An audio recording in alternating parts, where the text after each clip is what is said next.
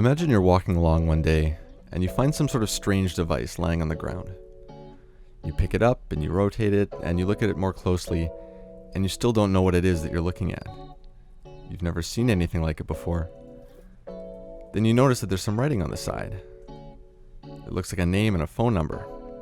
And so you keep reading and you find out that, luckily for you, the name and the phone number don't just belong to the owner, but actually to the very person who invented this thing in the first place. So say you want to know how this thing works, or what its purpose is, or say you have any questions about this thing at all, where do you think you should go to get the right answers? Do you ask the device itself? Do you hold it up in front of you and say, where do you come from? Why are you here? How do you do the things that you do? No, you're not going to do that. Do you go and you ask your friends and other people who don't have any more knowledge of the thing than you do? No, that's not going to help either. They either won't have answers or whatever they say is going to be a guess. If you want the best and most reliable answers about something like this, you're going to call that number you found and ask the person who made it, because they know. In the very first verse of the Bible, we learn that God created the entire universe. And throughout the next couple chapters, we hear about how God created everything in the universe, from things like light and stars, all the way down to plants and animals. And of course, we hear about how God made humans. So what does this say about us? And more importantly, what does this say about God? As humans, we can see by reading these passages that we were created in the image of God, and that there are certain ways that we reflect Him and represent Him.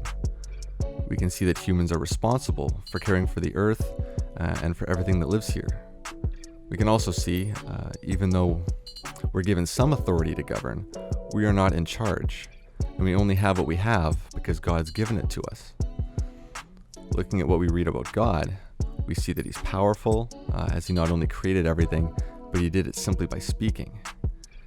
We see that God is creative, as He not only brought things into being, but He brought forth a variety of things with specific traits and purposes. And we see that God is in control. God knows what He's made. God knows why He made it. And God knows what works and what doesn't. God knows what's right and what's wrong. Most of us wonder about these things at one time or another. These are the big questions. What is the meaning of life? Where do we come from? Who am I? What does it mean to be human? Some people might tell us that these questions don't have answers, or that we can never know the answers. Other people might say they have the answers, but the things they say might be things that they either came up with themselves, or that they only really believe because they want them to be true. But if we want real answers about creation, nobody knows better than the Creator. That's why, if we want to know the truth about ourselves and the world around us, we need to go to the source and see what God has to say. And if God gives us an answer we didn't expect, or an answer we don't like, then it's our job to change our minds, and not God's job to change His.